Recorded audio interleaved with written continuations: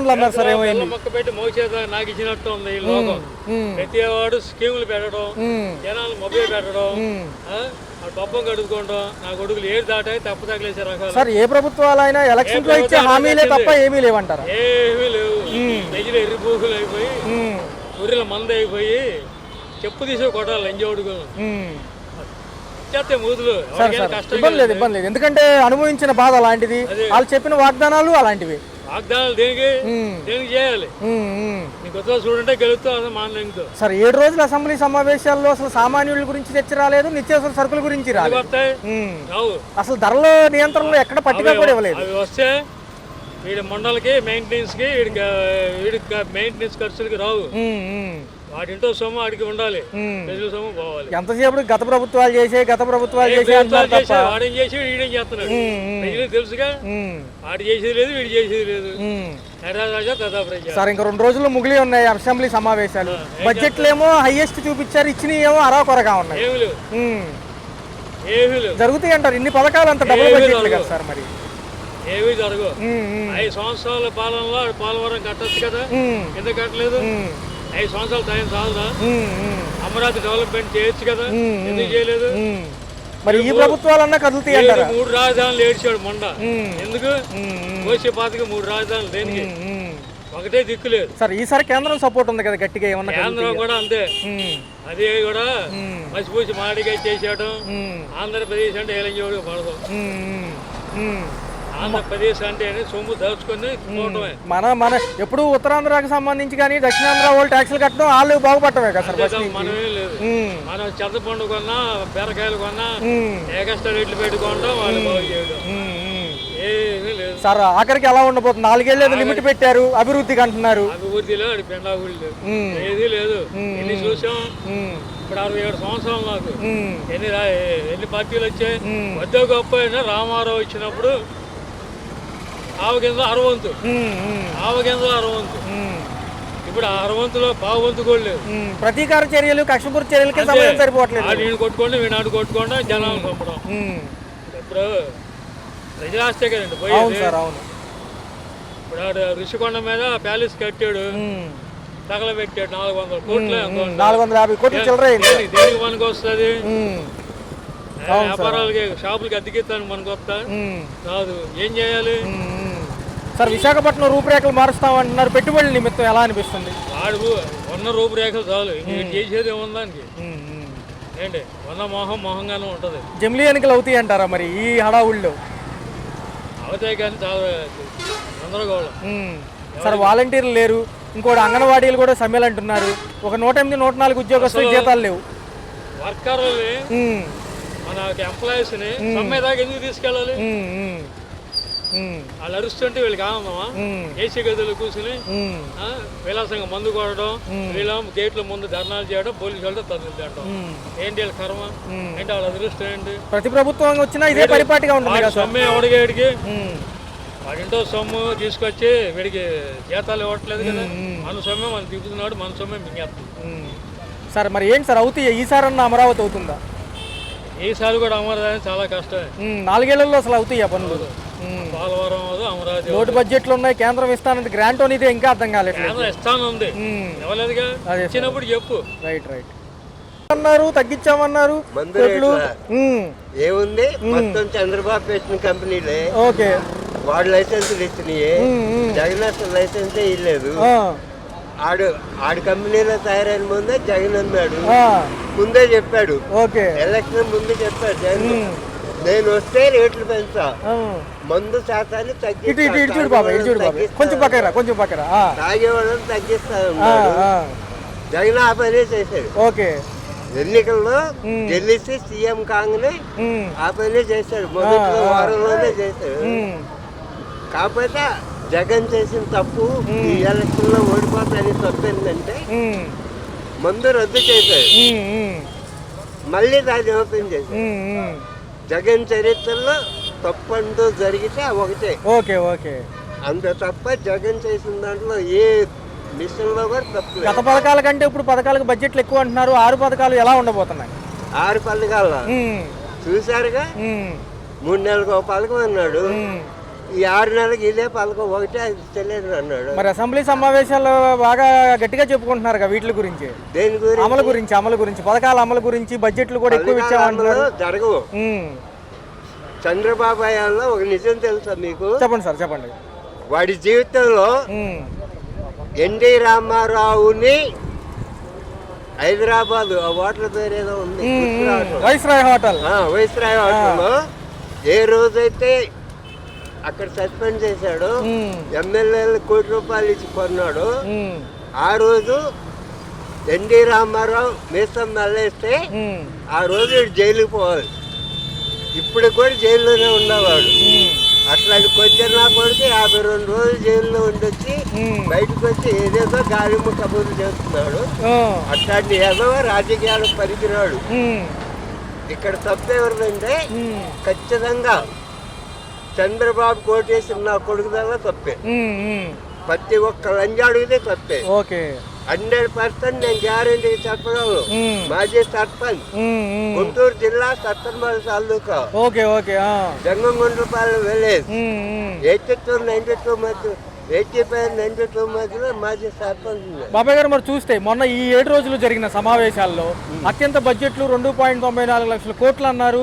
ఇవన్నీ అసలు నిజంగా సామాన్యుడికి అర్థమయ్యే ప్రక్రియ అంటారా? అసలు అంత డబ్బు వీళ్ళ దగ్గర ఉంది. ఇసుక అమ్మాడు 1 లక్ష కోట్లకి. ఇసుక మొత్తం ఎంపీలు ఎమ్మెల్యేలు దెంగేశారు. ఉచితం అంటున్నారు, ర్యాంపుల దగ్గర ఉచితం అంటున్నారు వీళ్ళు. అసలు ఉచితం ఏడుంది? వాడు మొన్న పేపర్లో చూసారా, ఇదేదో కట్టి బొంగులు తాటివాసాలు అవి కట్టి డబ్బులు ఇస్తేనే పోయిన లోపల లేకపోతే బయటకని అది కూర్చొని వచ్చారు.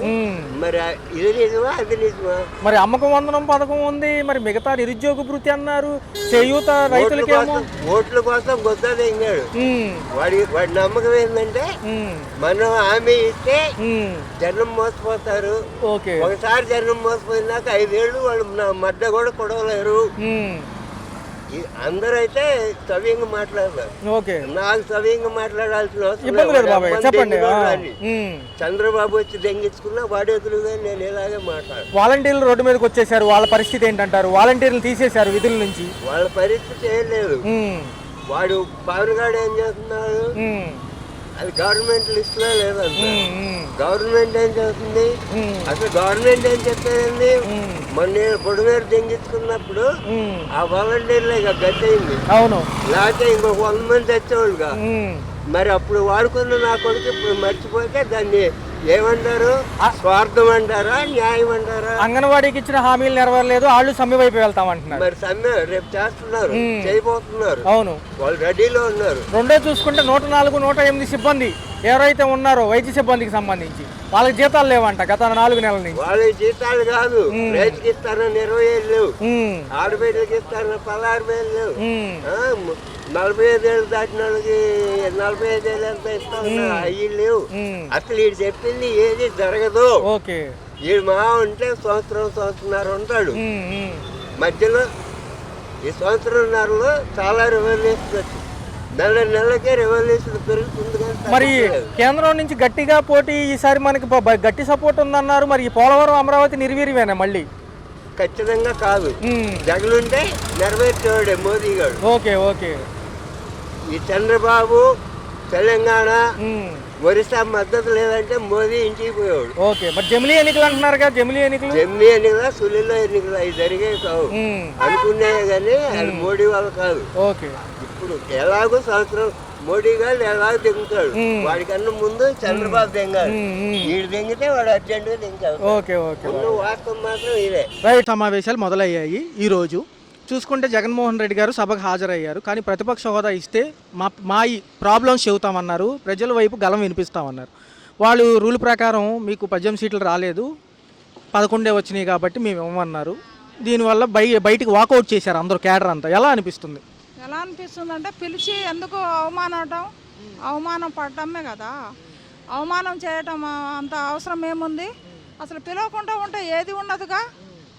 మీకు ముందుగానే తెలుసుగా 11 సీట్లు వచ్చినాయని జగన్కి. మరి పిలవటం ఎందుకు? అవసరమా? ఎందుకు అవసరం ఏముంది? ఒక పక్క సభ మొదలవగానే గవర్నర్ గారి ప్రసంగం మొదలైంది, గందరగోళం స్టార్ట్ అయింది, అరుచుకుంటున్నారు. ప్రసంగం అవ్వగానే ఓ సభ వాయిదా పడింది, వీళ్ళు వాకౌట్ చేసేసారు. సో మేము కూడా ఇప్పుడైతే పాలక పక్షాలకు ఎంత టైం ఇస్తారో మాకు కూడా అంత టైం ఇస్తే మేము మాట్లాడతామన్నారు. వాళ్ళు ఏమని అన్నారు? మరి అంతే కదా, వాళ్ళకి టైం ఇస్తే వాళ్ళు ఏదో వాళ్ళు మాట్లాడేది వాళ్ళు మాట్లాడతారు కదా.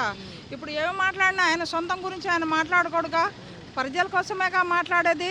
పోనీ ఆయన సొంతంగా ఏమరా బాబు నాకు తినడానికి లేదు, నాకు ఉండటానికి లేదు, నాకు ఏమైనా ఇవ్వండి అని అడగడుగా, ప్రజల కోసమేగా మాట్లాడేది.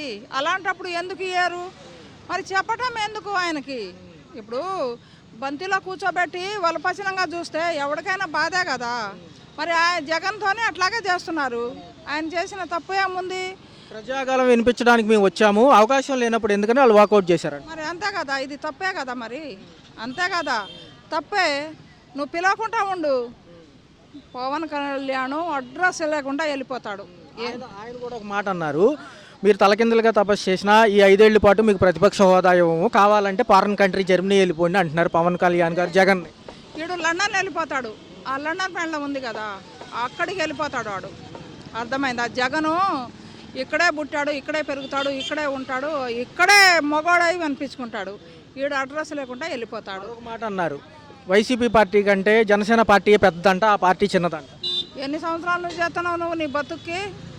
ఎన్ని సంవత్సరాల నుంచి చూస్తున్నావు? వాడు పుట్టుకాని వచ్చి వాడు ఈ రాజకీయంలోనే ఉన్నాడు, వాడు పుట్టుకతోనే వాడు బంగారు పాదాలతోనే పుట్టాడు. వీడికేముంది, బొచ్చుకు ఉన్నాయా? బొచ్చుగాడికి తరిమి కొట్టాలి అట్లాంటి ఈత ఒకటి, తరిమి కొడతారు జనాలు, అట్లా కొట్టారు. జగన్కి ఒక మాట అనమను, ఎవడైనా అంటాడేమో.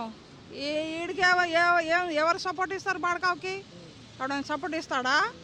ఏం చేశాడని వీడు చెప్పు. లేని వాడికి ఏమైనా ఇస్తాడా? ఇన్ని హామీలు చెప్పాడు, ఆడపడుసులు, నా బిడ్డలు, నా చెల్లెలు అన్నాడు. మరి ఏం బీకాడు వీడు? ఏమైనా బీగుతాడా? ఏమైనా ఇస్తాడా? మరి ఇంకేంటి? మరి ఏంటి మరి ఎందుకు ఇలా బాయ్కాట్ అంటే, బయటికి బాయ్కాట్ చేయడం అంటే బయటికి వాళ్ళు వచ్చేసారు నిరసనగా వ్యక్తం చేసి, మరి రేపైనా వస్తారని అడుగుతున్నారు. మరి వీళ్ళు అవకాశం ఇస్తే వస్తారా లేకపోతే ఏంటి, ఎలా ఉండదు? అవకాశం వస్తే వెళ్తే ఆయన కూడా మాట్లాడే ఛాన్స్ ఇవ్వాలి కదా. ఛాన్స్ ఇవ్వకుండానే మీరు గందరగోళంగా మాట్లాడితే ఆయన ఏం మాట్లాడతాడు? మరి ఆయన మాటలు కూడా వినాలి కదా, ఆయన ఏం చెప్తాడో వినాలి కదా. చెప్పకుండానే మీరు గోలగోల చేసి బయటికి పంపిస్తే ఆయన ఎందుకు ఉంటాడు అసలు? అంత కష్టపడే అవసరం లేదు జగను. అర్థమైందా? ఈడ ఆటలు ఇంకో 4 సంవత్సరాలు, ఎట్లాగో ఇప్పుడు 8-9 నెలలు అయింది, ఇంకో 4 సంవత్సరాలు తరిమి కొడతారు జనాలు. అప్పుడు వీడు రోడ్డు మీద పడతాడు పవన్ కళ్యాణ్, చంద్రబాబు ఇద్దరు. కూటమి ప్రభుత్వం వచ్చి 9 నెలలు అవుతుంది. అందులో ఇవాళ ఏపీ బడ్జెట్ సమావేశాలు స్టార్ట్ అయ్యాయి. అసెంబ్లీ మాజీ ముఖ్యమంత్రి గారు కూడా రావడం జరిగింది, సభ వాయిదా పడి వెనక్కి వెళ్ళిపోయారు. మీకు ఎలా అనిపించింది? అసలు ఏమేమి అంశాలు నచ్చాయి? కూటమి ప్రభుత్వం బాగుంది, రోడ్లు అవి బాగా చేస్తున్నారు. ఈ ట్రాఫిక్ హెల్మెట్ పెట్టుకోవడం రూల్స్ అవి బాగున్నాయి, ఇంతకు ముందు కన్నా ఇప్పుడు బాగుంది. మహిళల పరంగా ఏదైనా పథకాలు ఇస్తే బాగుంటుంది అంటారా? వాటి గురించి ఏమైనా చర్చించవచ్చా? ఈ సభా సమావేశాలు మొదలయ్యాయి కాబట్టి అంటే డోక్రాలో ఇస్తున్నారు, ఇవి ఇంకా కొన్ని అప్డేట్ చేస్తున్నారు. ఇప్పుడు కొన్ని విషయాలు మాకు తెలుస్తున్నాయి, అవి ఏంటి అనేది ఇంకా చేస్తే ఇంక ఇప్పుడే కదా స్టార్టింగ్. ఇప్పటి వరకు చేసిన 9 monthsలో బాగానే ఉంది. చూస్తే తల్లికి వందనము, తర్వాత పిల్లలకి డబ్బులు అన్నారు, మహిళలకు డబ్బులు అన్నారు. ఇవన్నీ అంశాలు చర్చించడానికి జగన్ గారు వచ్చారు. అయితే ప్రతిపక్ష హోదా దక్కలేదు, ఆయనకి వెళ్ళిపోవడం జరిగింది. సో ఎలా అనిపిస్తుంది? ఆయన కూడా ఉంటే బాగుంటుంది సార్. బాగుంటుంది, అడిగేవాళ్ళు ఉంటేనే కదా మన క్వశ్చన్కి ఆన్సర్ దొరికిద్ది. ఇప్పుడు ఆయన అడిగితేనే కదా అవతల నుంచి సమాధానం వస్తుంది, ఏంటనేది తెలుస్తుంది. ఇద్దరు ఉంటేనే బాగుంటుంది. రేపు ఉగాది నుంచి కూడా మహిళలకు ఉచిత బస్సు అంటున్నారు ప్రయాణం. గతంలో చూశారు, కర్ణాటకలో చూశారు, హైదరాబాద్లో చూశారు. బాగానే ఉంటుందా వర్కింగ్ ఉమెన్స్కి? వాళ్ళకి ఎలా ఉంటుంది? బాగుంటుంది అది. అంటే ఇప్పుడు రైలు వెళ్ళే వాళ్ళు ఉంటారు కదా, వాళ్ళు యూజ్ చేసుకుంటే బాగుంటుంది. లేదు ఫ్రీగా పెట్టారని చెప్పి అందరూ ఎక్కితే ఇబ్బంది పడతారు. మరి ఈసారి ఏపీ ఎటువైపు దూసుకుపోతుంది అంటారు? అభివృద్ధి, సంక్షేమము ఇప్పుడే కదా స్టార్టింగ్, ఇంకా 4 years ఉంది, అప్పుడు చూడొచ్చులేండి. పవన్ కళ్యాణ్ గారు పనితీరులు ఎలా అనిపిస్తున్నాయి? ఆయన కూడా ఉన్నారు కదా డిప్యూటీ సీఎం. బాగానే ఉంది, బాగా స్పందిస్తున్నారు ముందైతే ప్రజెంట్ అన్నిటికీ. ఈ సభా సమావేశాల్లోనే ఏపీ బడ్జెట్ కూడా ఉంటుంది మేడం, రాష్ట్ర బడ్జెట్. సో బాగుంటుంది అంటారు, అన్ని సంక్షేమాలకి కరెక్ట్గా సరిపడా ఇస్తారంటారా? నాకు అంత తెలియదండి దాని గురించి. Thank you. ఏం జరగలేదండి, అంతా బాగానే జరిగింది. ఏం జరుగుతుంది, కామనే కదా. రాజకీయ నాయకులు అన్న తర్వాత కొట్టుకోవటం తిట్టుకోవటం కామన్ అయిపోయింది. సభా సమావేశాలు మొదలయ్యాయి. గవర్నర్ గారి ప్రసంగం గందరగోళంలోనే జరిగిపోయింది. సభ వాయిదా పడింది. వీళ్ళేమో తలకిందులుగా తపస్సు చేసినా మేము ప్రతిపక్ష హోదా ఇవ్వమని పవన్ కళ్యాణ్ గారు అంటున్నారు. ఇస్తేనే ఉంటామని వీళ్ళు హాజరేపించుకుని వచ్చినట్టుగా ఉందని వీళ్ళు అంటున్నారు. ఎలా ముందు పవన్ కళ్యాణ్ గారిని తర్వాత ఇప్పుడు కాదు, సింగిల్గా పోటీ చేసిన తర్వాత జగన్ని శాసించడం నేర్చుకోమానండి. సింగిల్గా పోటీ చేయమానండి. మరొక అంశం అన్నారు, విన్నారో లేదో, ఆయనది పార్టీ ఈయనకంటే పెద్ద పార్టీ అంట, ఈయనదే చిన్నదా అంటే జనసేన పెద్ద పార్టీ. జనసేన పెద్ద పార్టీ అంటనా? ఎలా అండి, 4-5 కలిస్తేనా జనసేన ఎలా అవుద్దండి? ముందు అధ్యక్షుడు ఎవరో కనుక్కోమానండి. చంద్రబాబు, పవన్ కళ్యాణ్, జనసేన పార్టీకి అధ్యక్షుడు ఎవరు అది ముందు చూసుకోమానండి. 11 మంది కేంద్రం ఉన్నప్పటికీ ఉంది ఈ వీళ్ళే కాబట్టి ఇస్తే ఏమవుతుంది? ఎంత అండి పవన్ కళ్యాణ్ పర్సంటేజ్ ఎంత? పవన్ కళ్యాణ్ మహా అంటే 6 లేదా 7 లేదా 10, అంతమించి ఎక్కువ ఉండదు పవన్ కళ్యాణ్. పెద్ద పార్టీ ఎలా అవుద్ది? 40% వచ్చినోడు బెటరా? బీజేపీ, జనసేన, టీడీపీ, సిపిఎం 10 పార్టీలు కలిసిన వాళ్ళు బెటర్ అంటావా? అంటే హోదా ఇస్తే ప్రశ్నిస్తారు, పథకాలు ఏమైనా భయం అంటారు. ఏమండి, వీళ్ళ యజమానికి, చంద్రబాబుకి, వీళ్ళ యజమానికి, వీళ్ళందరికీ కూడా జగన్ని ఒంటరిగా ఎదుర్కోలేకే కదా, జగన్ని ఒంటరిగా ఏమి చేయలేకనే కదా అందరూ కలిసి పోటీ చేశారు. ఎవరితో పార్టీ పెద్ద పార్టీ అవుద్దండి? ఒకసారి ఆలోచించండి. ప్రజలు ఆలోచిస్తున్నారు, బాగానే ఆలోచిస్తున్నారు. ఈ నవరత్నాలని ఏదో 6 ప్యాక్ అన్నాడు, ఏదో ప్యాకులు పెట్టాడు కదా, ఇవన్నీ జనాన్ని మోసం చేయడానికని అందరికీ తెలిసిపోయింది. అందరూ తెలివిగా ఇవాళ తప్పు చేసామని ఎవరికి వాళ్ళు చంపలేసుకోండి. అంటే ఇప్పుడు ఈ ప్రతిపక్షం ఉన్న ప్రతిపక్షం కింద అనుకునే వాళ్ళు అడుగుతారని ఈ యొక్క గందరగోళం సృష్టించారంట కదండి. ఇవ్వలేక చేతకాక ఇవ్వలేక జగన్మోహన్ రెడ్డి బటన్ నొక్కుతున్నాడు, ముసలిది కూడా నొక్కుద్దా అన్నాడు. ఇప్పుడు నొక్కమానండి చంద్రబాబుని, పవన్ కళ్యాణ్ని నొక్కమానండి. జుట్టు ఎగరేసినంత ఈజీ కాదు పవన్ కళ్యాణ్ చెప్పండి. కొన్ని కేసులు ఉన్నాయి. సుగాలి ప్రీతి అన్నాడు, ఏదో సుగాలి ప్రీతి కేసుకు ముందు చేయమనండి. ముందు ఆడవాళ్ళకి న్యాయం చేయమనండి.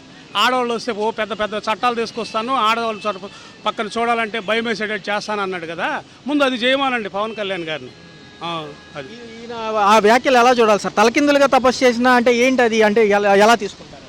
పవన్ కళ్యాణ్ ఇచ్చినా ఈకపోయినా 2029లో జనం ఆల్రెడీ జగన్మోహన్ రెడ్డికి ఇస్తారండి. పవన్ కళ్యాణ్ ఇచ్చేది ఎవరు? పవన్ కళ్యాణ్ ఎంత, చంద్రబాబు ఎంత? వాళ్ళు ఇవ్వాల్సిన అవసరం లేదు. జనాలే జగన్మోహన్ రెడ్డి పార్టీకి ఇస్తారు. మార్నింగ్ వాకౌట్ చేసిన అనంతరం కూడా బయట చర్చా సమావేశాలు పెట్టారు. ప్రస్తుతం ఎలా అనిపించింది? అంటే మేము ప్రజాగలం వినిపిద్దామని వెళ్ళాము, ఒక అవకాశం లేదంటున్నారు. నిజమే కదండి, వాళ్ళు వెళ్ళారు, ప్రజల పక్షాన్ని పోరాడదామని వెళ్ళారు. సూపర్ 6 అన్నారు, ఒకటే అమలు చేయలేదు. ఇంతవరకు ఎటువంటి హామీలు కూడా నెరవేర్చలేదు. మెగా డిఎస్సీ అన్నారు, మెగా డిఎస్సీ మాలాంటి వాళ్ళందరూ ఎదురు చూస్తున్నాం, మెగా డిఎస్సీ లేదు. ప్రజల సమస్యల కోసం పోరాడతారు. జగన్మోహన్ రెడ్డి ఏమైనా అధికారం కోసం కాదండి, ప్రజల కోసం తిరుగుతూ ఉంటారు.